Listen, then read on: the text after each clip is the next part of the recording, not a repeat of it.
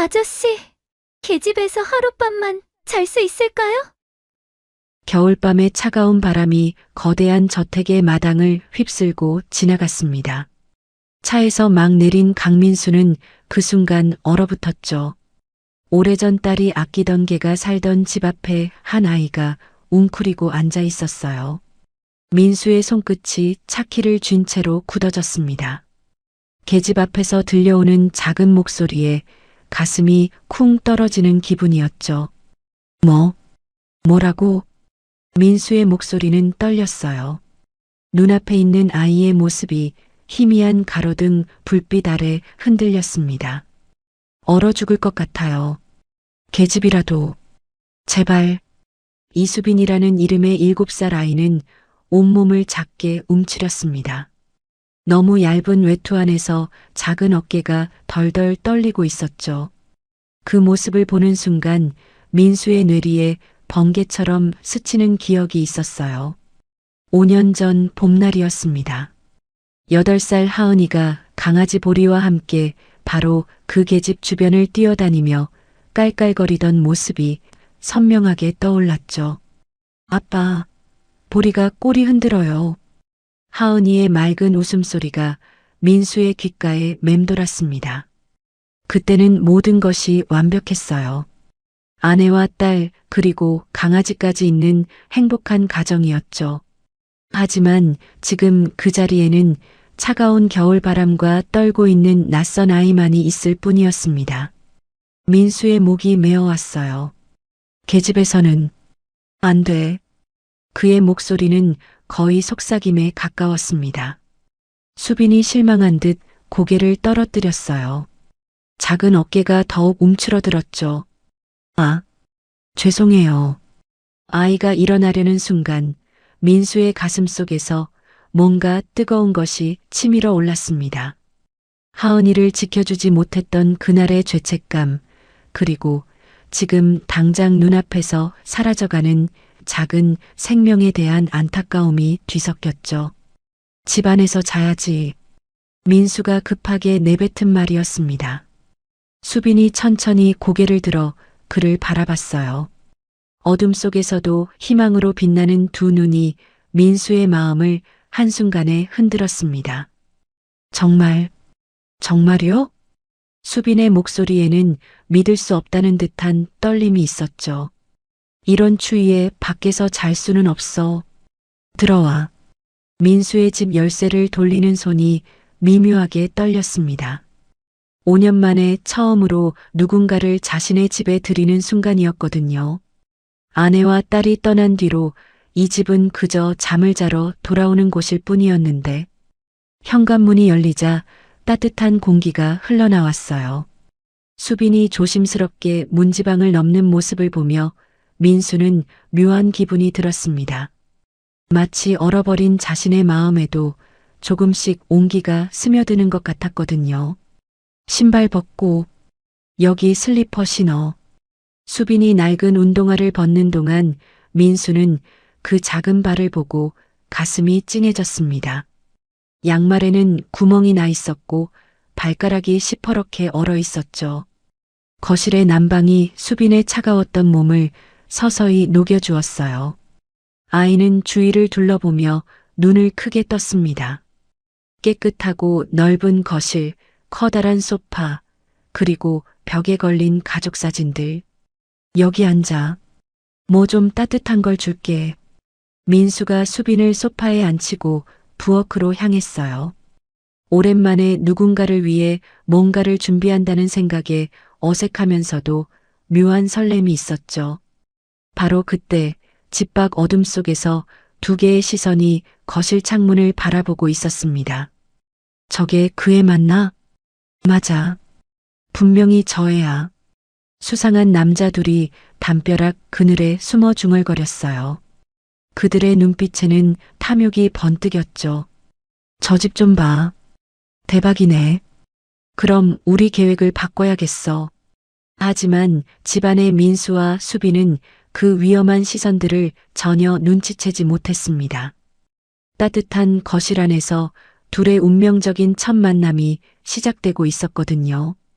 이름이 뭐야? 민수가 따뜻한 우유가 담긴 컵을 수빈에게 건네며 물었어요. 이수빈이요. 고맙습니다. 수빈이 컵을 두 손으로 꼭 쥐고 조심스럽게 입을 댔습니다. 그 순간 아이의 얼굴에 스며든 안도감을 보며 민수의 마음 한구석이 따뜻해졌어요. 이렇게 첫 번째 밤이 시작되었습니다. 서로에게 무엇을 의미하게 될지도 모른 채로 말이죠. 다음 날 아침 민수는 평소보다 일찍 눈을 떴습니다. 아니, 사실 제대로 잠들지도 못했어요. 거실 소파에서 자고 있는 작은 아이 때문에 밤새 뒤척였거든요. 5년 만에 처음으로 집에 누군가가 있다는 사실이 너무 낯설었습니다. 가슴 한구석에서는 따뜻함이 올라왔지만 동시에 불안감도 스멀스멀 기어올랐죠. 내가 이 아이를 제대로 돌볼 수 있을까? 부엌에서 커피를 내리던 민수는 문득 멈춰 섰어요. 냉장고를 열어보니 편의점 도시락과 맥주, 그리고 며칠 된 우유 한 팩이 전부였습니다. 이걸로 아침을 어떻게 해? 혼잣말을 중얼거리며 한숨이 나왔어요. 하은이가 있을 때는 아내가 항상 따뜻한 아침을 준비해줬었는데 말이죠. 바로 그때 거실에서 작은 신음소리가 들려왔습니다. 엄마, 가지 마세요. 수빈이 잠꼬대를 하며 뒤척이고 있었어요. 작은 얼굴에 식은땀이 맺혀 있었죠. 민수가 조심스럽게 다가가자 수빈이 벌떡 일어났습니다. 어디? 여긴 어디? 수빈의 눈은 공포로 가득했어요. 꿈과 현실을 구분하지 못하는 듯 했죠. 괜찮아. 여긴 내 집이야. 어젯밤 기억나지? 민수의 부드러운 목소리에 수빈이 천천히 정신을 차렸습니다. 그리고는 급하게 몸을 움츠렸어요. 죄송해요. 금방 나갈게요. 왜 나가려고 해? 배고프지 않아? 민수가 최대한 다정한 목소리로 물었지만 수빈의 경계심은 쉽게 풀리지 않았어요. 저는 괜찮아요. 정말로. 수빈의 배에서 꼬르륵 소리가 요란하게 났지만 고개를 저었습니다. 민수는 안타까웠어요. 아이가 왜 이렇게 자신을 숨기려 하는지 알 것 같았거든요. 편의점에 가서 뭐 좀 사올게. 넌 여기서 쉬고 있어. 저 혼자 있어도 돼요? 수빈의 목소리에 미묘한 떨림이 있었어요. 혼자 남겨지는 것에 대한 두려움이 묻어났죠. 민수가 나간 뒤 수빈은 조심스럽게 집안을 둘러봤습니다. 벽에 걸린 사진들이 눈에 띄었어요. 행복해 보이는 가족 사진이었죠. 아빠와 엄마 그리고 자신과 비슷한 나이의 여자아이가 함께 웃고 있는 모습이었습니다. 수빈의 가슴이 먹먹해졌어요. 자신에게도 한때는 그런 순간들이 있었거든요. 엄마가 병원에 입원하기 전까지는 말이에요. 엄마가 아프기 시작하면서 모든 게 달라졌죠. 친척집을 전전하고 결국 거리로 나오게 되고 여기 사람들은 어디 갔을까? 수빈이 사진 속 가족을 바라보며 중얼거렸습니다. 왠지 자신과 비슷한 슬픔이 이 집에 스며 있다는 느낌이 들었어요. 한편 민수는 편의점으로 향하면서 과거를 떠올리고 있었습니다. 5년 전 그날의 기억이 선명하게 되살아났어요. 여보, 오늘 야근해야 해. 하은이 학원 데리러 가줄 수 있어? 마지막으로 아내와 나눈 전화 통화였죠. 만약 그때 자신이 야근을 안 했다면, 자신이 하은이를 데리러 갔다면, 가슴이 찢어지는 아픔이 다시 몰려왔습니다. 빗길에서 일어난 교통사고, 아내와 딸을 한순간에 잃어버린 그날 이후로 민수는 완전히 다른 사람이 되어버렸어요. 왔어. 민수가 편의점 봉지를 여러 개 들고 돌아왔어요. 삼각김밥, 바나나 우유, 빵, 그리고 작은 케이크까지 잔뜩 사왔더군요. 너무 많이 사오신 거 아니에요? 수빈이 눈을 크게 뜨며 말했어요. 이렇게 많은 음식을 한 번에 본 게 언제였는지 기억도 안 났거든요. 많이 먹어야 건강해져. 넌 너무 말랐어. 민수의 말에 수빈의 눈가가 촉촉해졌습니다. 오랜만에 누군가가 자신을 걱정해 주는 거였거든요. 고맙습니다. 수빈이 작은 목소리로 말하며 삼각김밥을 조심스럽게 뜯었어요. 민수는 커피를 마시며 맞은편에 앉았습니다. 부모님은 어떻게 된 거니? 조심스럽게 물어본 민수에게 수빈은 잠시 망설이다가 입을 열었어요. 엄마는 아파서 하늘나라에 가셨어요. 병원비가 너무 많이 들어서 빚이 생겼대요. 수빈의 목소리가 점점 작아졌습니다. 아빠는 원래부터 없었고 엄마 친구 아저씨가 잠깐 도와줬는데 그분도 힘들다고 하더라고요. 그래서 친척 집에 갔는데 수빈이 말을 멈췄어요. 친척 집에서 겪었던 일들을 어떻게 설명해야 할지 모르겠더군요. 괜찮아. 천천히 말해도 돼. 민수의 따뜻한 격려에 수빈이 계속 말했습니다. 큰이모네 집에서 1년 정도 있었는데 이모부가 술 드시고 화내실 때가 많았어요. 이모도 저 때문에 힘들어 하시는 것 같았고 수빈의 손이 미세하게 떨렸어요. 그래서 작은 이모네로 갔는데 거기도 아기가 태어나서 저는 방해만 되는 것 같았어요. 민수의 가슴이 저려왔습니다. 이렇게 어린아이가 혼자서 얼마나 많은 상처를 받아왔을까 싶어서 말이에요. 수빈의 이야기를 듣던 민수는 한참 동안 말이 없었어요. 커피잔을 만지작거리다가 조용히 입을 열었습니다. 저기, 벽에 있는 사진 봤지? 수빈이 고개를 끄덕였어요. 사진 속에 있던 여자아이. 내 딸이었어. 민수의 목소리가 작아졌습니다. 하은이라고. 5년 전까지는 여기서 같이 살았거든.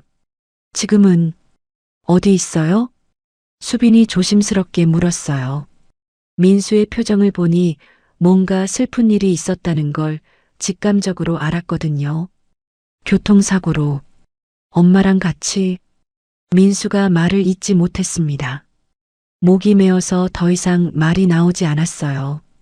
수빈은 아무 말도 하지 않았어요. 대신 자신의 작은 손을 민수 손 위에 살짝 올려놓았습니다. 아저씨, 많이 슬프셨겠어요. 그 한마디에 민수의 가슴이 뭉클해졌어요. 5년 동안 아무도 자신의 마음을 이해해주지 않았는데 이 작은 아이가 그 아픔을 알아주고 있었거든요. 그날 내가 일찍 들어왔으면. 민수가 중얼거렸습니다. 저도 그래요. 수빈이 작게 말했어요. 엄마가 아프기 시작했을 때 제가 더 착하게 굴었으면 나았을까 싶어요. 두 사람은 한동안 아무 말 없이 앉아 있었어요. 말로 다 표현할 수 없는 슬픔들이 공기 중에 떠다니는 것 같았죠. 민수가 먼저 고개를 들었습니다. 넌 정말 어른스럽다. 어른스럽다고 하면 좋은 건가요? 수빈이 고개를 갸우뚱했어요. 응, 좋은 거야. 너무 좋은 거지. 민수가 진심으로 말했습니다. 이 아이 옆에 있으니 혼자가 아닌 것 같은 느낌이 들었거든요. 오후가 되자 민수는 수빈에게 집안을 구경시켜 주기로 했어요.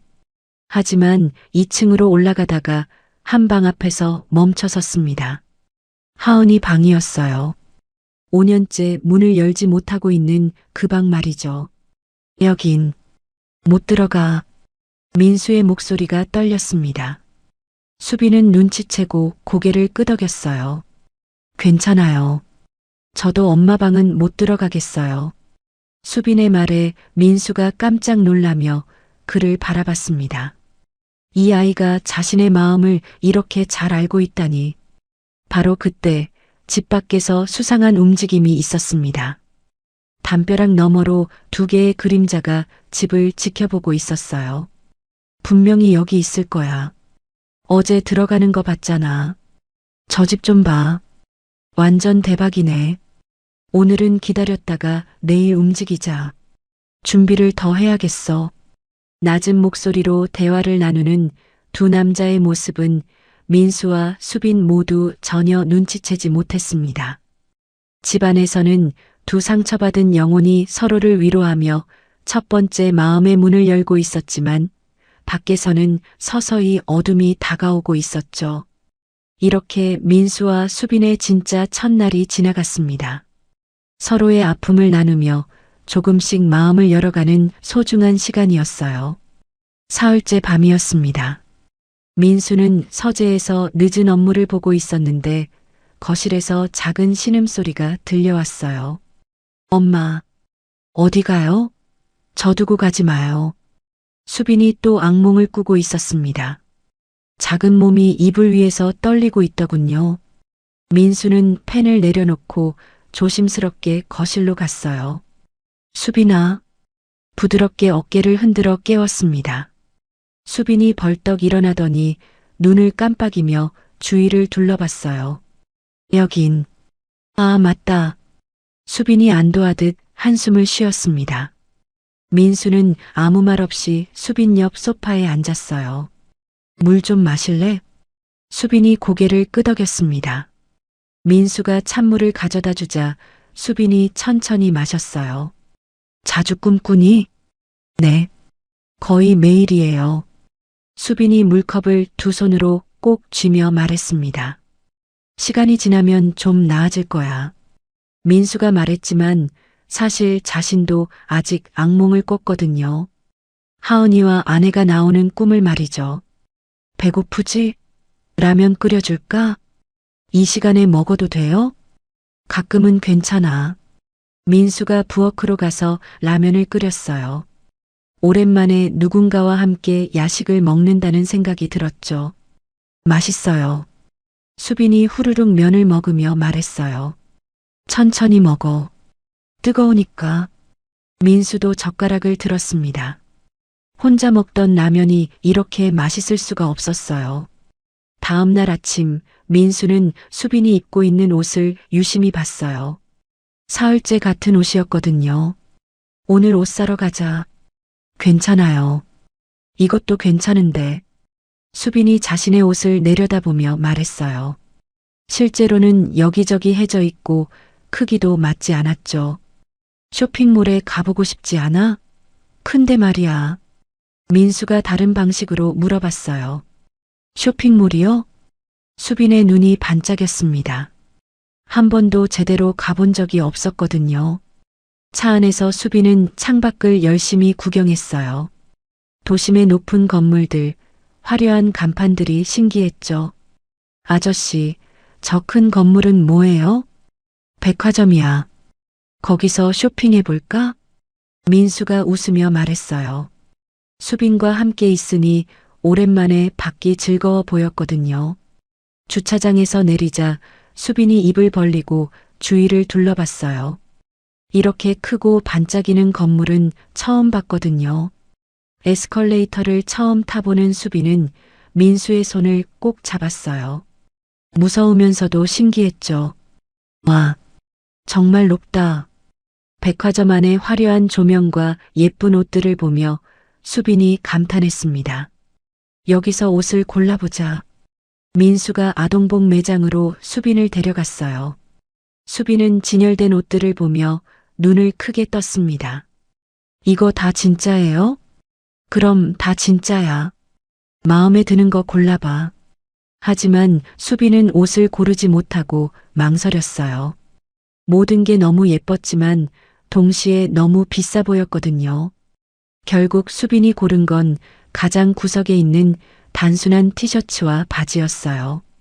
그것도 세일 표시가 붙은 것들로만 말이죠. 이것들로 할게요. 수빈이 조심스럽게 말했어요. 민수는 그 모습을 보며 마음이 아팠습니다. 이 아이가 얼마나 눈치를 보며 살아왔는지 알 것 같았거든요. 이것만? 네, 이것들이면 충분해요. 너무 비싼 건 안 돼요. 수빈이 고개를 저었어요. 민수는 잠시 생각하다가 다른 옷들도 가져왔습니다. 이것들도 예쁘네. 하지만 괜찮아. 네가 예뻐 보일 것 같은데. 민수의 말에 수빈이 망설였어요. 정말 갖고 싶었지만 부담스러웠거든요. 한 번만 입어볼까? 그냥 입어보기만. 민수가 제안했어요. 수빈이 피팅룸에서 나왔을 때 민수는 잠시 숨이 멎었습니다. 하은이와 너무나 닮아 있었거든요. 같은 나이, 같은 체구, 같은 밝은 미소까지. 어때요? 수빈이 부끄러워하며 물었어요. 정말 예쁘다. 민수의 목소리가 약간 떨렸습니다. 이거 다 살게요. 민수가 점원에게 말하자 수빈이 깜짝 놀라며 그의 팔을 잡아당겼어요. 안 돼요. 너무 많아요. 괜찮아. 필요한 거잖아. 하지만 돈이 너무 많이. 수빈아. 민수가 무릎을 꿇고 수빈과 눈높이를 맞췄어요. 넌 좋은 것들을 가질 자격이 있어. 정말로. 그 말에 수빈의 눈가가 촉촉해졌습니다. 누군가가 자신을 이렇게 소중히 여겨준다는 게 믿어지지 않았거든요.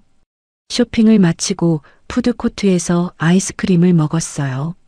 수빈은 새 옷을 옆에 두고 행복해했죠. 아저씨, 고마워요. 천만에. 맛있어? 네, 진짜 맛있어요. 수빈이 아이스크림을 먹으며 환하게 웃었어요. 민수는 그 모습을 보며 가슴 한구석이 따뜻해지는 걸 느꼈습니다. 차 안에서 수빈은 새 옷을 꼭 안고 있었어요. 아저씨, 저 정말 이거 다 가져도 돼요? 그럼 네 거야. 근데 왜 이렇게 잘해주세요? 수빈의 순수한 질문에 민수는 잠시 말문이 막혔어요. 정확한 이유를 설명할 수 없었거든요. 그냥 마음이 가는 거였어요. 그냥 보고 있으니까 그래. 저도 아저씨 보고 있으니까 마음이 따뜻해져요. 수빈의 말에 민수가 백미러로 그를 바라봤습니다. 이 아이 옆에 있으면 하은이를 잃고 얼어붙었던 마음이 조금씩 녹는 것 같았어요.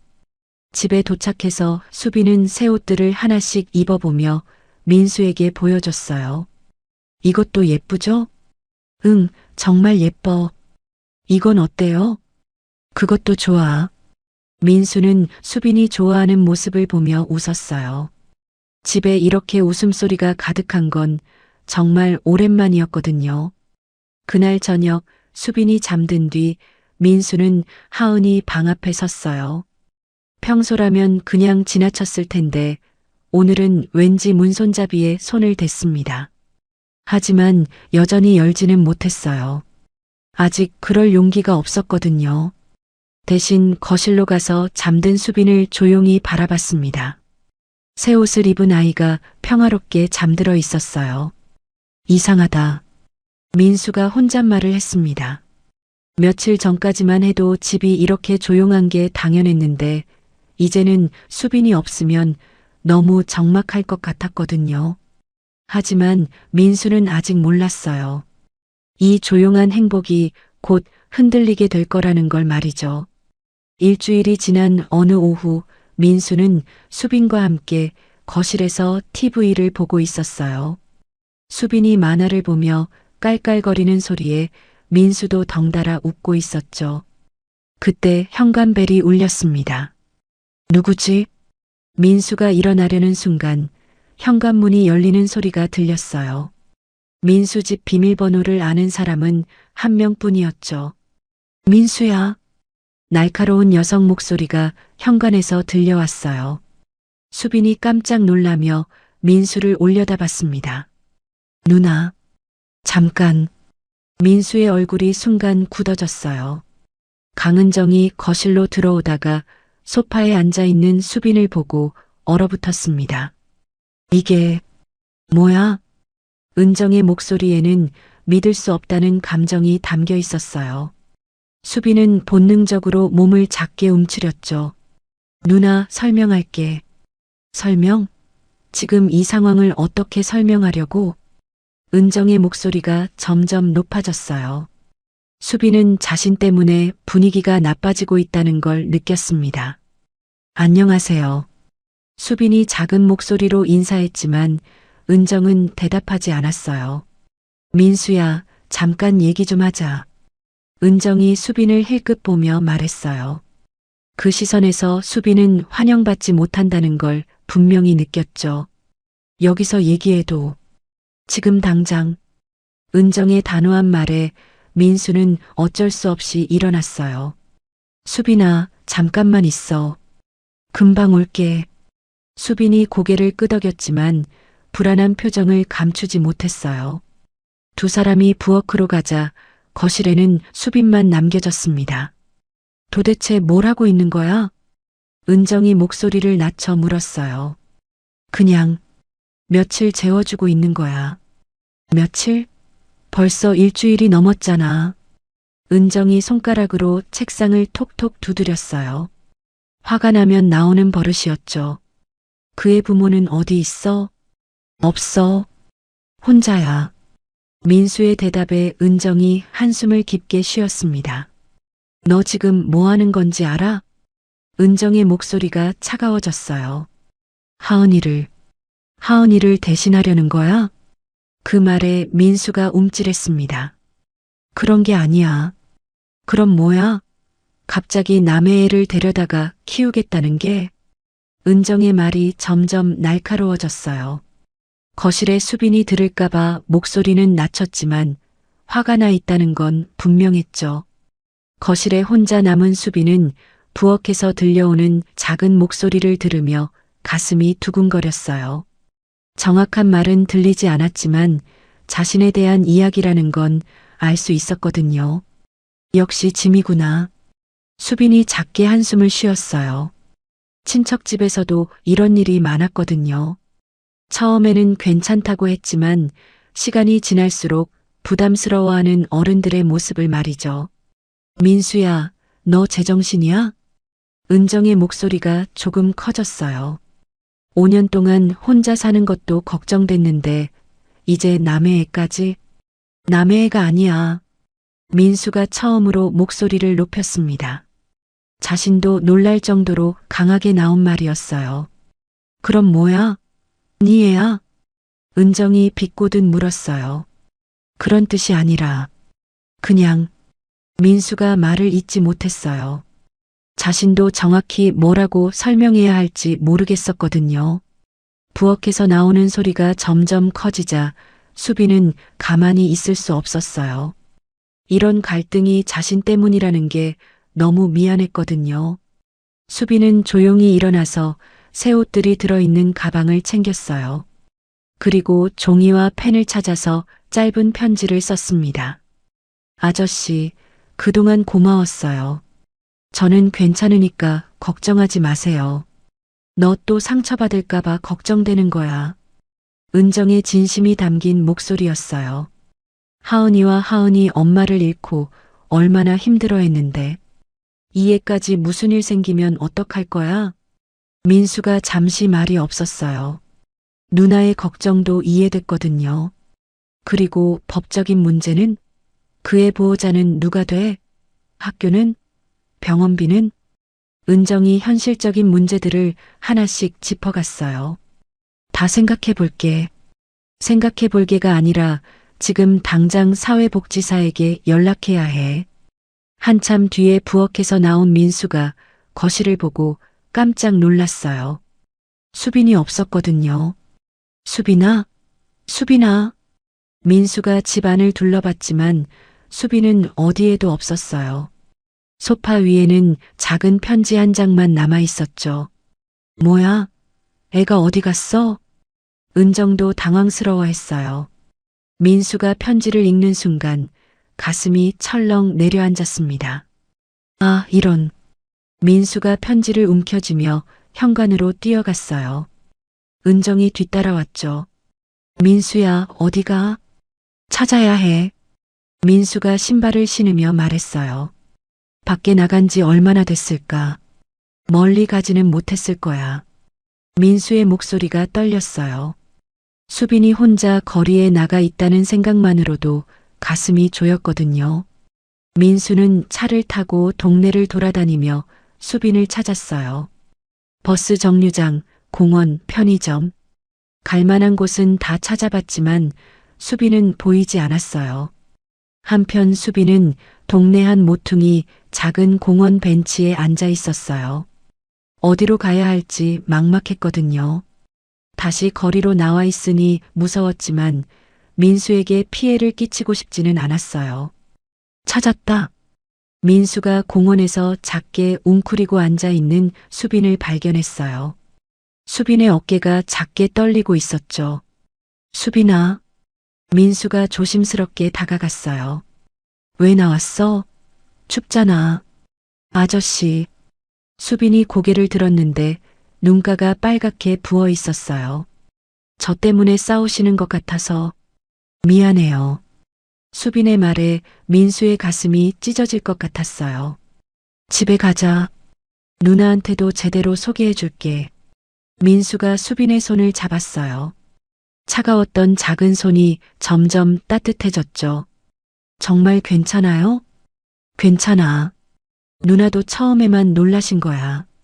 민수가 위로하듯 말했지만 사실 은정을 어떻게 설득할지는 걱정이었어요. 집에 도착했을 때 은정은 거실에서 기다리고 있었어요. 수빈을 보자 복잡한 표정을 지었죠. 미안해요. 수빈이 작은 목소리로 사과했어요. 아니야, 내가 너무 심하게 말한 것 같다. 은정도 미안한 마음이 들었나 봐요. 하지만 여전히 이 상황이 썩 내키지 않는다는 표정이었죠. 그날 밤은 세 사람 모두에게 길고 어색한 밤이 되었어요. 각자 다른 생각에 잠겨 있었거든요. 누나와의 갈등 이후 며칠이 지났지만 집안 분위기는 여전히 어색했어요. 은정은 매일 전화를 걸어 민수를 설득하려 했고 수빈은 최대한 조용히 지내려고 노력했죠. 아저씨, 저 정말 괜찮으니까 원래 계획대로 하세요. 수빈이 조심스럽게 말했어요.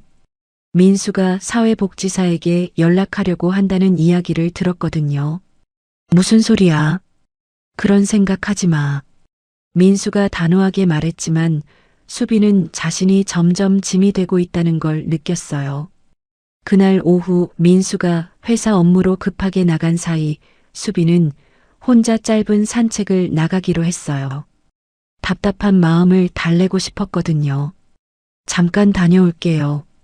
아무도 없는 집에 혼잣말을 남기고 수빈은 조용히 현관문을 나섰습니다. 동네 작은 공원까지만 다녀오려고 했어요. 하지만 수빈은 몰랐어요. 며칠 전부터 자신을 지켜보던 시선들이 있다는 걸 말이죠. 공원 벤치에 앉아있던 수빈 앞으로 두 명의 남자가 다가왔어요. 수빈의 얼굴이 순간 창백해졌죠. 야, 여기 있었네. 그중 한 명이 비웃으며 말했어요. 수빈의 온몸이 얼어붙었습니다. 도망 잘 치더라. 우리가 얼마나 찾았는지 알아?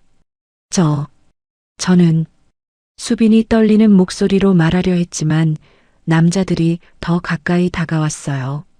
네 엄마 빚일어. 이제 네가 갚아야지. 엄마가 돌아가시기 전에 약속했잖아. 딸이 대신 갚겠다고. 수빈이 고개를 저었어요. 그런 약속 안 했어요. 엄마가 그런 말씀 안 하셨어요. 증거도 있어. 네 엄마가 직접 쓴 각서 말이야. 남자 중 하나가 구겨진 종이를 꺼내 보였어요. 하지만 수빈은 글씨를 제대로 볼 수도 없었죠. 너무 무서웠거든요. 저는 아직 어린애예요. 빚을 갚을 돈도 없고. 그래서 더 문제지. 어린애는 다른 용도로 쓸모가 있거든. 남자의 말에 담긴 위협이 수빈에게 전해졌어요. 그때 한 남자가 수빈의 옷을 유심히 봤어요. 야, 이거 비싸 보이는데? 정말이네. 어디서 이런 옷을 구했어? 수빈이 며칠 전 민수와 함께 산 새 옷을 입고 있었거든요. 혹시 돈 많은 사람이랑 살고 있는 거야? 수빈이 아무 말도 하지 않자 남자들의 눈빛이 달라졌어요. 어디 사는지 말해봐. 말 안 할 거예요. 수빈이 용기를 내어 말했지만 남자들은 이미 계획을 바꾸고 있었어요. 말 안 해도 괜찮아. 우리가 알아서 찾을 테니까. 남자들이 수빈을 뒤따라가기 시작했어요. 수빈은 무서웠지만 민수 집으로 직접 가면 안 된다는 생각이 들었죠. 하지만 아무리 돌아다녀도 남자들은 계속 따라왔어요. 결국 수빈은 어쩔 수 없이 집 쪽으로 향할 수밖에 없었습니다. 저기 집이지? 와, 대박이네. 남자들이 민수의 저택을 보고 입을 벌렸어요. 바로 그때 민수가 회사에서 돌아왔어요. 대문 앞에서 수빈이 두 남자와 함께 있는 모습을 보고 깜짝 놀랐죠. 수빈아, 뭐 하는 거야? 민수가 차에서 내려 다가왔어요. 수빈의 얼굴이 창백한 걸 보고 뭔가 잘못됐다는 걸 직감했거든요. 아저씨. 수빈이 민수를 보자마자 안도의 눈물이 글썽거렸어요. 당신이 이 애를 키우고 있는 분이군요. 남자 중 한 명이 민수에게 말했어요. 누구세요? 민수가 수빈을 자신 뒤로 살짝 끌어당기며 물었어요. 이 애 엄마 빚을 받으러 왔습니다. 1억 정도 되는데요. 1억? 민수가 놀라며 되물었어요. 이 애가 상속받은 거죠. 법적으로 당연한 거고요. 남자가 거짓말을 능숙하게 늘어놓았어요.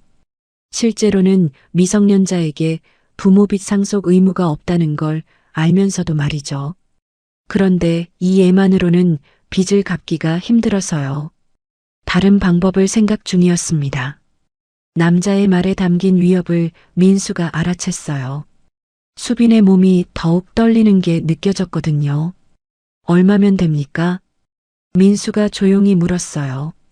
1억이요. 딱 1억. 지금 당장은 그런 큰 돈이. 그럼 이 애라도 데려가야겠네요.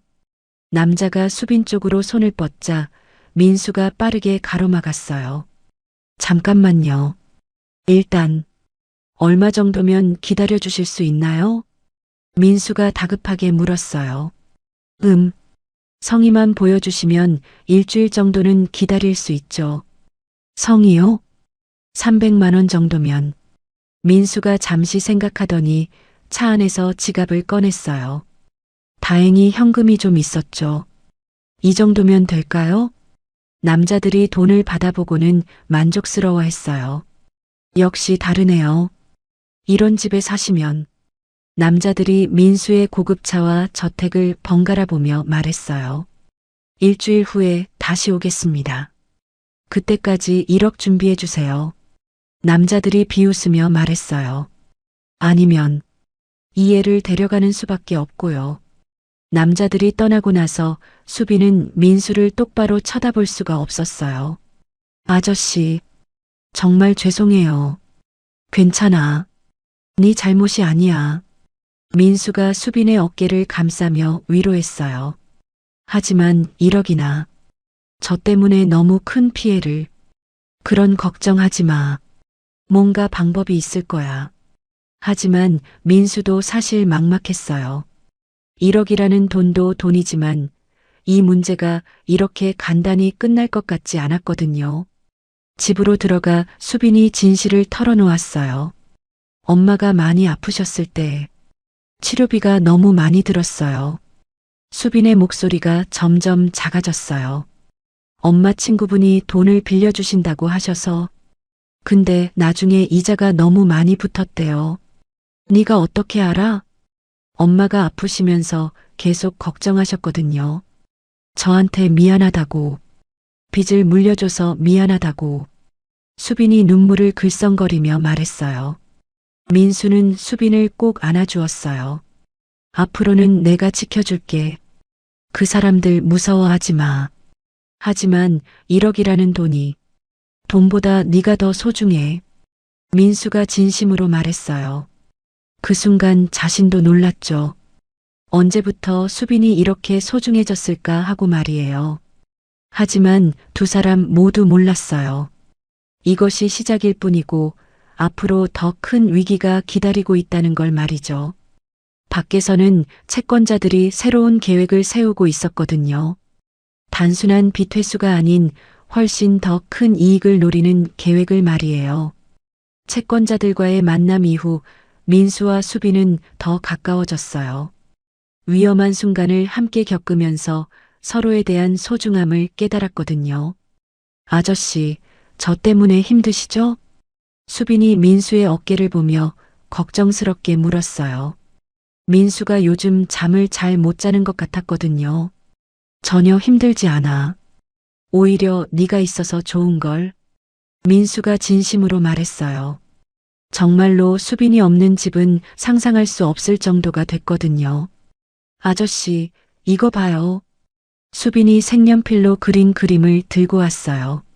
집 그림이었는데 큰 집 앞에 키 큰 사람과 작은 사람이 손잡고 서 있었죠. 우와, 정말 잘 그렸다. 이게 우리야? 네. 여기가 아저씨고 여기가 저예요. 수빈이 신나게 설명했어요. 그림 속 두 사람은 모두 환하게 웃고 있었죠. 냉장고에 붙여놓자. 민수가 그림을 냉장고에 자석으로 붙여주자 수빈이 뿌듯해했어요. 오늘은 뭐 해 먹을까? 민수가 수빈과 함께 부엌에 섰어요. 저도 도와줄게요. 수빈이 의욕적으로 말했어요. 7살이라 할 수 있는 건 많지 않았지만 야채 씻기 정도는 도와줄 수 있었거든요. 당근 씻는 거 도와줄래? 네. 수빈이 작은 손으로 당근을 정성스럽게 씻었어요. 물이 여기저기 튀었지만 민수는 혼내지 않았죠. 아저씨, 이건 뭐예요? 수빈이 피아노 앞에 서서 건반을 하나씩 눌러봤어요. 하은이가 치던 피아노였죠. 피아노야. 음악 나오는 거. 우와, 신기해요. 수빈이 아무렇게나 건반을 누르자 이상한 소리가 났어요. 그래도 신나서 계속 눌러댔죠. 민수는 그 모습을 보며 마음이 복잡했어요. 하은이도 처음에 이랬거든요. 아저씨, 잠 안 와요. 수빈이 소파에서 뒤척이며 말했어요. 그럼 이야기 들을래? 어떤 이야기요? 옛날에 아주 용감한 공주님이 살았는데 민수가 즉석에서 만들어낸 이야기를 들려줬어요. 수빈은 눈을 반짝이며 들었죠. 그 공주님 저랑 비슷해요? 응, 아주 비슷해. 용감하고 착하거든. 수빈이 만족스럽게 웃으며 눈을 감았어요. 며칠이 지나자 수빈이 점점 편해졌어요. 처음에는 아무것도 만지지 못했는데 이제는 자연스럽게 TV 리모컨도 쓰고 냉장고도 열어봤죠. 아저씨, 우유 마셔도 돼요? 그럼 마음대로 마셔. 정말요? 수빈이 아직도 허락을 구하는 습관이 있었어요. 하지만 예전보다는 훨씬 자연스러워졌죠. 오늘은 장난감 사러 가자. 민수가 제안했어요. 장난감이요? 저한테요? 수빈이 믿을 수 없다는 표정을 지었어요. 7살이면 장난감 가지고 놀아야지. 장난감 가게에서 수빈은 이것저것 구경하느라 바빴어요. 하지만 여전히 가장 저렴한 것만 골랐죠. 이거면 충분해요. 작은 인형 하나를 고른 수빈에게 민수가 말했어요. 더 고르면 안 될까? 저기 퍼즐도 재미있어 보이는데. 집에 돌아와서 수빈이 새 인형과 놀고 있는 모습을 보며 민수는 알았어요. 이 아이가 자신에게 얼마나 소중한지 말이에요. 하은이를 대체하는 게 아니라 새롭게 사랑하게 된 또 다른 가족이었던 거죠. 아저씨, 행복해요? 수빈이 갑자기 물었어요. 응, 정말 행복해. 넌? 저도요. 수빈이 환하게 웃었어요. 그날 밤 수빈이 잠든 뒤 민수는 변호사에게 전화를 걸었어요. 입양 절차는 어떻게 되나요? 시간이 좀 걸리지만 불가능하지 않습니다. 다만 아이의 출생증명서나 부모 사망신고서 같은 서류들이 필요해요. 복잡한 절차들이었지만 민수는 포기하지 않을 생각이었어요. 아저씨, 저 계속 여기 있어도 돼요? 수빈이 조심스럽게 물었어요. 당연하지. 여기가 네 집이야. 정말로요? 정말로. 수빈이 안심한 표정을 지었어요. 하지만 여전히 완전히 믿지는 못하는 것 같았죠. 이제 민수와 수빈만의 일상이 만들어졌어요. 아침에 같이 일어나서 밥 먹고 수빈이 그림 그리는 동안 민수는 일하고 저녁에는 함께 TV 보기. 아저씨, 저 때문에 일 못하시는 거 아니죠? 괜찮아. 집에서도 일할 수 있어. 실제로 민수는 재택근무를 늘렸어요. 수빈을 혼자 두기가 불안했거든요. 아저씨, 고마워요. 수빈이 민수에게 꼭 안겼어요. 뭘 고마워해? 다요. 집도 밥도 옷도 그리고 저한테 잘해주는 것도. 민수의 가슴이 뭉클해졌어요. 나야말로 고마워. 네가 있어서 집이 이렇게 따뜻해졌거든. 며칠 후 민수는 처음으로 하은이 방 문을 열었어요. 들어가지는 않았지만 문을 여는 것만으로도 큰 변화였죠. 수빈이 민수 옆에 조용히 서 있었어요. 예쁜 방이에요. 응, 하은이가 좋아했던 방이야. 하은이 언니도 저처럼 그림 그리기 좋아했나요? 그래, 정말 좋아했어. 두 사람은 잠시 조용히 서 있었어요. 그날 저녁 수빈이 잠든 모습을 보며 민수는 생각했어요. 이 평온한 일상이 계속됐으면 좋겠다고 말이에요. 하지만 민수는 몰랐어요. 채권자들이 더 큰 계획을 세우고 있다는 걸 말이죠. 이 평화로운 시간이 곧 끝날 거라는 걸 말이에요. 창밖 어둠 속에서 누군가가 집을 지켜보고 있었거든요. 일주일이라는 시간이 거의 다 되어가고 있었어요. 채권자들과의 약속된 일주일이 거의 다 되어갔지만 민수와 수빈의 일상은 평온했어요. 마치 아무 일도 없을 것처럼 말이죠. 아저씨, 오늘은 뭐 할까요? 수빈이 아침 식사를 하며 물었어요. 이제는 이 집에서의 하루하루가 너무 자연스러워졌거든요. 동네 한 바퀴 돌아볼까? 날씨도 좋고. 민수가 창밖을 보며 말했어요. 맑은 하늘이 어제까지의 불안감을 잠시 잊게 해줬죠. 좋아요. 수빈이 환하게 웃었어요. 손을 잡고 동네를 걷는 모습은 영락없는 아빠와 딸이었어요. 지나가는 사람들도 그렇게 생각하는 것 같았죠. 아저씨, 저기 놀이터에 아이들이 많이 있어요. 수빈이 놀이터를 가리키며 말했어요. 가서 놀아볼까? 저도 괜찮을까요? 수빈이 주저했어요. 다른 아이들과 어울려 본 지 너무 오래됐거든요. 당연하지. 넌 다른 애들이랑 똑같아. 놀이터에서 수빈은 처음에는 민수 뒤에 숨어 있었어요. 하지만 한 아이가 먼저 말을 걸어왔죠. 같이 그네 탈래? 저도 돼요? 당연하지. 수빈이 조심스럽게 다른 아이들과 놀기 시작했어요. 민수는 벤치에 앉아 그 모습을 지켜봤죠. 수빈이 이렇게 밝게 웃는 모습은 처음 봤어요. 그네를 타던 수빈이 그만 떨어져서 무릎을 다쳤어요. 그리 크지 않은 상처였지만 피가 살짝 났죠. 아야. 수빈이 울먹거렸어요. 민수가 급하게 달려와서 수빈을 안아들었어요. 괜찮아. 아프지? 조금. 민수가 수빈의 상처를 보며 마음이 아팠어요. 작은 상처 하나에도 이렇게 놀라는 자신을 보며 이 아이가 얼마나 소중해졌는지 깨달았거든요. 소독약 발라주고 반창고 붙여주면 금방 나을 거야. 약사가 친절하게 설명해줬어요. 안 아플까요? 수빈이 걱정스럽게 물었어요. 조금 따가울 수 있지만 금방이야. 아저씨가 후후 불어줄게. 민수가 정성스럽게 상처를 치료해줬어요. 수빈은 민수의 손길에서 진짜 아빠의 따뜻함을 느꼈어요. 그날 저녁 은정이 안부 전화를 걸어왔어요. 그 애는 잘 있어? 응, 오늘 놀이터에서 놀다가 무릎 좀 다쳤는데 괜찮아. 다쳤다고? 많이? 은정의 목소리에 걱정이 묻어 있었어요. 자신도 모르게 수빈을 걱정하고 있었던 거죠. 작은 상처야. 걱정 마. 그렇구나. 은정이 망설이다가 말했어요. 주말에 시간 되면 놀러 갈게. 내년에 초등학교 가기 전에 유치원에 좀 다니는 게 어떨까? 민수가 수빈에게 제안했어요. 유치원이요? 응, 친구들도 사귀고 공부도 미리 해보고. 수빈이 신중한 표정을 지었어요. 저 같은 애도 갈 수 있을까요? 당연하지. 넌 다른 애들보다 더 똑똑해.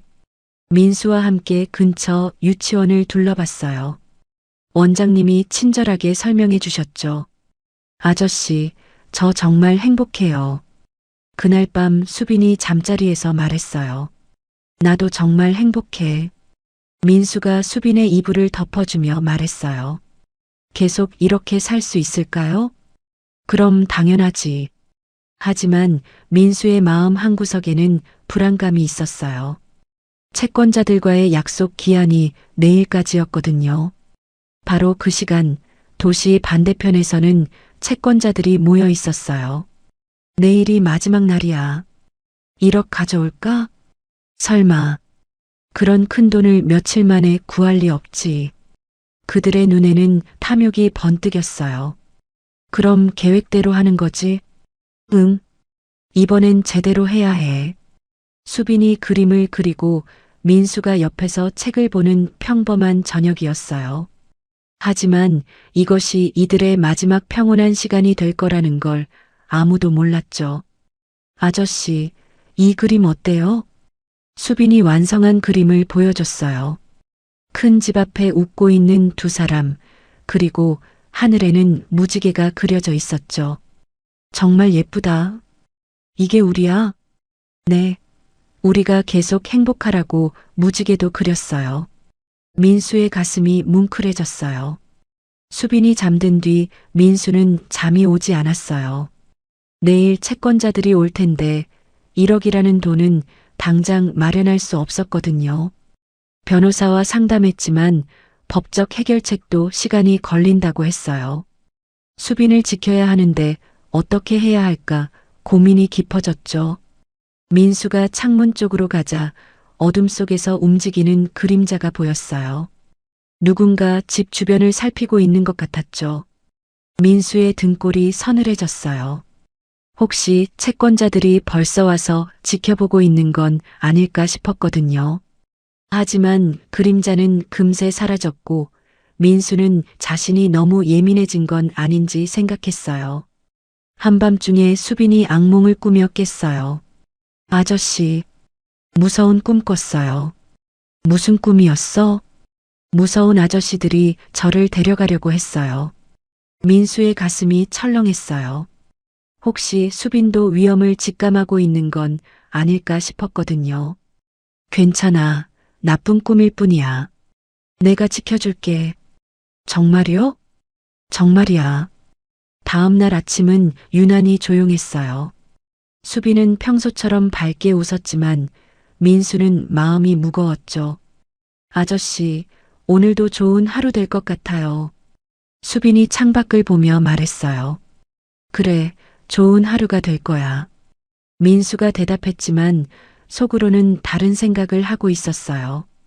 오늘이 이들에게 마지막 평온한 날이 될지도 모른다는 불안감 말이에요. 하지만 수빈에게는 그런 불안감을 보이고 싶지 않았어요. 이 아이만큼은 끝까지 행복하게 해주고 싶었거든요. 시계 바늘은 조용히 움직이고 있었고 약속된 시간이 다가오고 있었어요. 약속된 일주일이 지난 날 오후 민수는 회사에서 급한 전화를 받았어요. 죄송한데 꼭 와주셔야 할 것 같습니다. 1시간 정도면 될 것 같아요. 민수가 망설였어요. 수빈을 혼자 두기가 불안했거든요. 수빈아, 아저씨가 잠깐만 다녀올게. 절대 밖에 나가면 안 돼. 네, 알겠어요. 그림 그리면서 기다릴게요. 수빈이 환하게 웃으며 대답했어요. 전혀 걱정 없는 모습이었죠. 민수가 집을 나선 지 10분도 안 되어 현관벨이 울렸어요. 수빈아, 아저씨야. 열어줄래? 문 밖에서 민수와 비슷한 목소리가 들렸어요. 하지만 뭔가 이상했죠. 아저씨 목소리가 좀 이상한데. 수빈이 의심스러워하며 문구멍으로 밖을 내다봤어요. 그런데 거기에는 며칠 전 봤던 그 무서운 남자들이 서 있었거든요. 열어줘, 얘야. 아저씨가 우리한테 부탁했어. 수빈이 급하게 문에서 물러났어요. 가슴이 쿵쾅거렸죠. 아저씨 전화번호. 수빈이 떨리는 손으로 민수가 써놓은 전화번호를 찾았어요. 하지만 그때 현관문이 강하게 흔들리는 소리가 들렸어요. 어서 열어. 안 열면 문 부수고 들어간다. 수빈이 무서워서 울음이 터질 것 같았어요. 핸드폰을 들고 민수에게 전화를 걸어보려 했지만 손이 너무 떨려서 번호를 누르기가 힘들었어요. 문이 부서지는 소리와 함께 3명의 남자가 집 안으로 들어왔어요. 여기 있었네. 도망갈 생각하지 마. 소리 지르면 더 큰일 날 줄 알아. 수빈이 거실 구석으로 몸을 웅크렸어요. 너무 무서워서 움직일 수도 없었죠. 우리가 며칠 전에 약속했잖아. 1억 말이야. 그런데 네 아저씨가 돈을 안 가져왔어. 그래서 계획을 바꿨어. 이제 5억이야. 5억? 수빈이 떨리는 목소리로 물었어요. 그래, 5억. 이 동네 집값 보니까 그 정도는 있을 것 같던데. 그런데 만약에 그것도 못 가져오면. 남자가 무서운 웃음을 지었어요. 중국에 너 같은 애들 찾는 사람들이 많거든. 거기 가면 많은 돈을 벌어다 줄 수 있어. 수빈이 그 말의 의미를 정확히 알지는 못했지만 정말 무서운 일이라는 건 알 수 있었어요. 가자. 여기 있으면 아저씨가 올까봐. 남자들이 수빈을 억지로 끌고 나가려 했어요. 싫어요. 놓아주세요. 수빈이 소리쳤지만 남자들은 신경 쓰지 않았어요. 조용히 해. 소리 지르면 아저씨한테도 나쁜 일 생긴다. 그 말에 수빈이 입을 다물었어요. 민수에게 피해를 주고 싶지 않았거든요. 1시간 뒤 민수가 집에 돌아왔어요. 부서진 현관문을 보고 가슴이 철렁했죠. 수빈아. 집안은 엉망이었고 수빈은 어디에도 없었어요. 거실 바닥에는 수빈이 그리던 그림이 찢어져 있었죠. 민수의 다리에 힘이 풀렸어요. 5년 전 하은이를 잃었을 때와 똑같은 절망감이 밀려왔거든요. 바로 그때 민수의 핸드폰이 울렸어요. 여보세요? 네 딸 찾고 있지? 낯선 남자의 목소리였어요. 수빈이는 어디 있어요? 무사한가요? 일단은 무사해. 하지만 네가 어떻게 하느냐에 따라 달라질 수 있지. 민수의 온몸이 떨렸어요. 5억 준비해. 24시간 안에. 5억이요? 그런 큰 돈을 못 구하겠다고? 그럼 이 애는 중국으로 가는 수밖에 없지. 잠깐만요. 시간을 좀 더. 24시간. 1분이라도 늦으면 이 애는 영영 볼 수 없을 거야. 전화가 끊어졌어요. 민수는 멍하니 핸드폰을 내려다봤죠. 민수가 급하게 경찰서로 달려갔어요. 신고 접수하겠습니다. 그런데 증거는 부서진 문이랑 엉망이 된 집이 있어요. 협박 전화 녹음은 되셨나요? 그런 여유가 있었겠어요? 경찰의 대응이 생각보다 느슨했어요. 민수는 답답했죠. 빨리 찾아주세요. 시간이 없어요. 민수는 혼자서라도 수빈을 찾아 나섰어요. 동네 곳곳을 돌아다니며 수상한 곳은 다 찾아봤죠. 하지만 아무런 단서도 찾을 수 없었어요. 이렇게 넓은 도시에서 어디서부터 찾아야 할지 막막했거든요. 하은이도 이렇게 무력했었나? 민수가 차 안에서 절망에 빠져 있었어요. 한편 수빈은 어둡고 습한 창고에 묶여 있었어요. 무서웠지만 울지 않으려고 노력했죠. 아저씨가 꼭 찾으러 올 거야. 수빈은 민수를 믿고 있었어요. 이런 상황에서도 포기하지 않았거든요. 조용히 있어. 내일이 되면 다 끝날 테니까. 남자가 말했지만 수빈은 고개를 저었어요. 아저씨가 꼭 저를 찾을 거예요. 그날 밤 민수는 잠들 수 없었어요. 또 지켜주지 못했다. 하은이를 잃었을 때와 똑같은 자책감이 몰려왔어요. 수빈을 혼자 두고 나간 자신이 원망스러웠죠. 이번엔 꼭 지켜야 해. 민수가 이를 악물었어요. 절대 포기할 수 없었거든요. 다음 날 아침 민수에게 또 전화가 왔어요. 준비됐나? 돈은? 시간이 좀 더 필요해요. 시간은 없어. 오늘 밤 12시까지야. 제발 하루만 더. 안 돼. 12시까지 안 오면 이 애는 배에 태워버린다. 민수의 마지막 희망마저 사라지는 순간이었어요. 하지만 민수는 몰랐어요. 수빈이 이 절망적인 상황에서도 포기하지 않고 있다는 걸 말이에요. 그리고 곧 놀라운 일이 벌어질 거라는 걸 말이에요. 창고에서 하룻밤을 보낸 수빈은 납치범들의 대화를 주의 깊게 들었어요. 무서웠지만 포기하지 않았거든요. 형, 그 아저씨 돈 가져올까? 글쎄, 5억이나 되는데. 못 가져오면 진짜 중국으로 보낼 거야? 당연하지. 이미 연락해뒀어. 수빈이 몰래 그들의 이름과 전화번호를 외우고 있었어요. 민수가 가르쳐준 기억법을 사용해서 말이죠. 아저씨들, 저 화장실 가고 싶어요. 수빈이 조심스럽게 말했어요. 잠깐만 가는 거야. 도망갈 생각하지 마. 한 남자가 수빈을 화장실로 데려갔어요. 그때 수빈이 화장실 창문으로 밖을 내다봤어요. 멀리 경찰서 간판이 보였거든요. 여기가 어디인지 알겠어. 수빈이 마음속으로 외쳤어요. 그 시간 민수는 은행과 지인들에게 연락을 돌리고 있었어요. 5억은 너무 큰 돈이야. 당장은 힘들 것 같은데. 모든 곳에서 같은 대답이 돌아왔어요. 민수는 절망에 빠졌죠. 어떻게 해야 하지?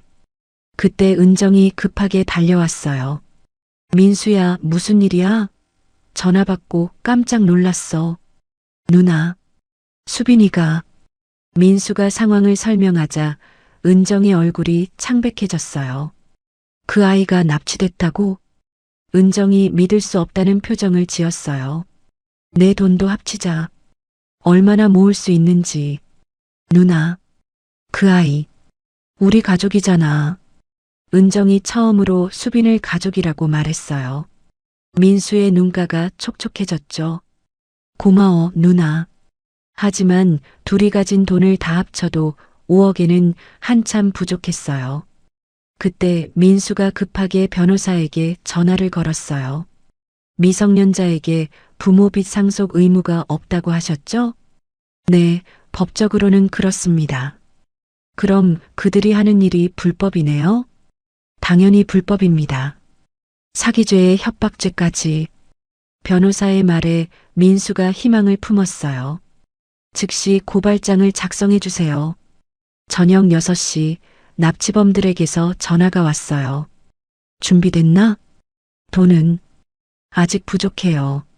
조금만 더 시간을. 안 된다고 했잖아. 12시까지야. 잠깐만요. 수빈이랑 통화 좀 시켜주세요. 뭐? 그 아이가 무사한지 확인하고 싶어요. 잠시 후 수빈의 목소리가 들려왔어요. 아저씨? 수빈의 목소리를 들은 순간 민수의 눈에서 눈물이 났어요. 수빈아, 괜찮아? 네, 괜찮아요. 아저씨, 제가 경찰서 근처에 있는 것 같아요. 납치범들이 화들짝 놀랐어요. 야, 왜 그런 말을 해? 하지만 수빈은 계속 말했어요. 빨간 간판 치킨집 옆 창고예요. 그리고 여기 김철수, 박영호, 이동민 아저씨들이 있어요. 납치범들이 당황했어요. 수빈이 자신들의 실명을 다 알고 있었거든요. 너, 어떻게 우리 이름을? 아저씨들이 서로 부르는 거 다 들었어요. 그리고 전화번호도 외웠어요. 수빈이 당당하게 말했어요. 만약 저한테 나쁜 일 하면 우리 아저씨가 경찰 아저씨들한테 다 말할 거예요. 민수가 즉시 경찰에 신고했어요. 경찰서 근처 빨간 간판 치킨집 옆 창고요. 경찰들이 급하게 출동했어요. 수빈의 정확한 정보 덕분에 위치를 바로 찾을 수 있었거든요. 한편 창고에서는 납치범들이 서로 다투고 있었어요. 야, 이제 어떻게 할 거야? 그 애가 너무 많이 알아버렸어. 도망가자. 경찰들이 창고를 포위했어요. 경찰이다. 나와라. 바로 그때 민수도 현장에 도착했어요. 경찰을 따라온 거죠. 수빈아. 민수가 창고 안으로 뛰어들어가자 수빈이 밧줄에 묶인 채 앉아 있었어요. 아저씨. 수빈이 민수를 보자마자 울음을 터뜨렸어요. 그동안 참고 있었던 무서움이 한꺼번에 쏟아진 거죠. 납치범들은 모두 체포됐어요. 그들이 가진 가짜 각서와 협박 증거들도 모두 압수됐죠. 이들은 사기죄, 협박죄, 납치죄로 처벌받을 예정입니다. 경찰이 설명해줬어요. 그리고 미성년자에게 부모 빚 상속 의무는 없으니까 더 이상 걱정하지 마세요. 민수가 수빈을 꼭 안았어요. 이제 정말 끝난 거야. 다시는 무서운 일 없을 거야. 집에 돌아와서 은정이 수빈에게 다가갔어요. 수빈아, 정말 무서웠지? 네. 조금. 이모가 미안해. 처음에 너를 반대했었는데. 은정이 수빈을 조심스럽게 안아줬어요. 이제부터는 진짜 우리 가족이야. 이모가 지켜줄게. 수빈이 은정의 품에서 안도의 눈물을 흘렸어요. 며칠 후 민수는 정식으로 수빈의 후견인 신청을 했어요. 모든 법적 절차가 순조롭게 진행됐죠. 이제 정말 아빠 딸이네. 네. 수빈이 환하게 웃었어요. 앞으로 무서운 일 없을까요? 없어. 아빠가 꼭 지켜줄 테니까. 민수가 처음으로 자신을 아빠라고 불렀어요. 더 이상 어색하지 않았거든요. 그날 밤 수빈이 잠들기 전에 말했어요. 아빠, 저 정말 행복해요. 나도 정말 행복해. 이제 정말 우리 가족인 거죠? 그럼 당연하지. 민수가 수빈의 이불을 덮어주며 말했어요. 더 이상 불안하지 않았어요. 모든 위험이 사라졌고 진짜 가족이 됐으니까요. 창밖에는 평화로운 밤이 흐르고 있었어요. 더 이상 숨어서 지켜보는 나쁜 사람들도 없었죠. 이제 정말로 새로운 시작이었어요. 따뜻한 봄날 아침, 8살이 된 수빈이 민수를 깨우며 하루가 시작됐어요. 아빠, 일어나세요. 오늘 특별한 날이에요. 특별한 날? 민수가 눈을 비비며 일어났어요. 입양허가 나온 날이잖아요. 제가 진짜 강수빈이 된 날. 수빈이 환하게 웃으며 말했어요. 정말로 1년 전 오늘 법원에서 정식 입양 허가가 났거든요. 맞다, 우리 딸이 된 날이지. 민수가 수빈을 안아올리며 웃었어요. 집 안 곳곳에는 수빈의 흔적들이 가득했어요. 냉장고에 붙은 수많은 그림들, 거실에 놓인 장난감들, 피아노 위에 수빈이 만든 작품들. 아빠, 오늘은 뭐 할까요? 특별한 날이니까 특별한 곳에 가볼까? 민수가 의미심장하게 말했어요. 어디요? 하은이 언니한테 인사하러 가자. 수빈이 고개를 끄덕였어요. 이제는 하은이 이야기를 자연스럽게 할 수 있었거든요. 차를 타고 1시간 정도 가니 조용한 추도원이 나왔어요. 수빈은 처음 와보는 곳이었지만 긴장하지 않았어요. 하은아, 아빠 왔어. 민수가 하은이 묘비 앞에 무릎을 꿇었어요. 그리고 동생도 데려왔어. 수빈이 조심스럽게 꽃을 놓으며 말했어요. 하은이 언니, 안녕하세요. 저는 수빈이에요. 하은아, 아빠는 이제 괜찮아. 민수의 목소리가 평온했어요. 더 이상 죄책감이나 슬픔만 있지 않았거든요. 네가 보내준 동생이 있어서 아빠가 다시 웃을 수 있게 됐어. 수빈이 민수의 손을 꼭 잡았어요. 아빠, 하은이 언니가 기뻐하는 것 같아요. 그래, 언니가 정말 기뻐할 거야. 바람이 살랑살랑 불며 벚꽃잎이 날렸어요. 마치 하은이가 축복해주는 것 같았죠. 집에 돌아온 뒤 민수와 수빈은 마당으로 나갔어요. 그곳에는 여전히 낡은 계집이 있었거든요. 아빠, 이 계집 어떡할까요? 어떻게 하고 싶어? 새로 만들어 보면 어떨까요?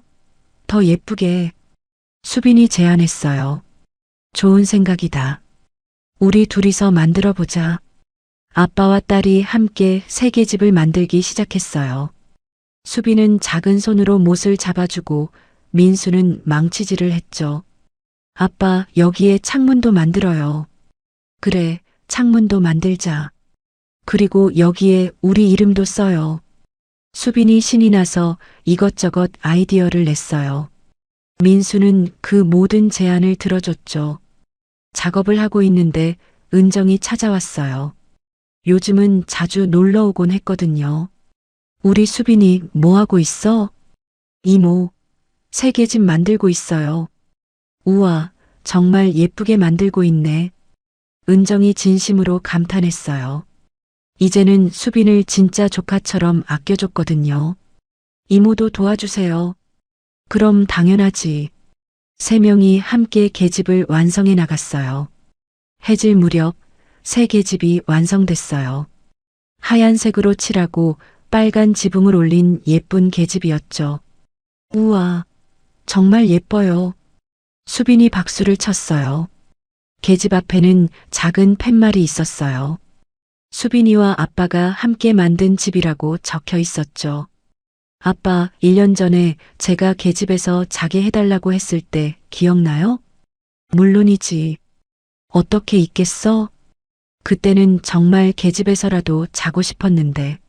수빈이 옛날을 떠올리며 말했어요. 지금은 진짜 집이 있어요. 아빠도 있고 이모도 있고. 그래, 이제 넌 진짜 집이 있어. 아빠도 저 때문에 외롭지 않으시죠? 전혀 외롭지 않아. 오히려 너무 행복해. 민수가 수빈을 꼭 안았어요. 세 명이 함께 저녁을 먹었어요. 수빈이 직접 만든 김치볶음밥이었죠. 우리 수빈이 요리 실력이 늘었네. 은정이 맛있게 먹으며 말했어요. 아빠가 가르쳐 주셔서요. 나도 수빈이한테 많이 배웠어. 민수가 웃으며 대답했어요. 정말로 수빈에게 배운 게 많았거든요. 사랑하는 법, 행복해하는 법. 그날 밤 수빈이 침실에서 잠자리 이야기를 들려달라고 했어요. 오늘은 어떤 이야기를 들려줄까? 아빠와 저의 이야기요. 우리 이야기? 네, 처음 만났을 때부터 지금까지. 민수가 웃으며 이야기를 시작했어요. 옛날에 아주 추운 겨울밤에 작고 용감한 공주님이 큰 집 앞에 와서 말했어요. 계집에서 하룻밤만 자게 해주세요. 수빈이 깔깔 웃었어요. 그런데 그 집 아저씨가 말했어요. 계집은 안 돼. 집 안에서 자야지. 그래서 그 공주님이 진짜 공주님이 된 거예요? 맞아. 그리고 그 아저씨도 진짜 아빠가 됐지. 아빠, 학교 생활이 정말 재미있어요. 수빈이 신나게 말했어요. 그래. 어떤 게 제일 재미있어? 친구들이랑 놀기도 하고 선생님이 칭찬도 해주세요. 우리 수빈이가 학교에서 인기가 많구나. 그리고 커서는 아빠처럼 좋은 사람 도와주는 일 할래요. 정말? 어떤 일? 저처럼 집 없는 아이들 도와주는 일. 수빈의 꿈을 들으며 민수의 가슴이 뿌듯했어요. 수빈이 잠든 뒤 민수는 창가에 서서 마당의 새 계집을 바라봤어요. 달빛이 하얀 계집을 비추고 있었죠. 1년 전 그 추운 겨울밤 계집에서 자게 해달라고 했던 작은 아이가 이제는 자신의 딸이 되어 안전하고 따뜻한 침대에서 잠들어 있었어요. 고마워, 수빈아. 민수가 조용히 중얼거렸어요. 수빈이 자신에게 준 건 단순히 가족이 아니었어요. 다시 사랑할 용기, 다시 웃을 이유, 그리고 진정한 행복이었거든요. 창밖에서는 따뜻한 봄바람이 불고 있었어요. 새로운 계절의 시작이었죠. 그리고 민수와 수빈에게도 정말로 새로운 인생의 시작이었어요. 이제 더 이상 외로운 사람은 없었어요. 서로를 찾은 아빠와 딸, 그리고 그들을 둘러싼 따뜻한 가족이 있을 뿐이었죠. 계집에서 자게 해주세요라는 작은 부탁이 이렇게 아름다운 이야기로 완성된 거예요. 오늘 이야기 어떠셨나요? 이야기가 재밌으셨다면 구독과 좋아요 부탁드려요. 그리고 지금 이 순간 어디서 무엇을 하며 들어주고 계신지 댓글로 나눠주세요. 여러분의 이야기도 궁금하거든요. 여러분 가정에 따뜻한 행복이 가득하시길 바라며 오늘도 시청해주셔서 감사합니다.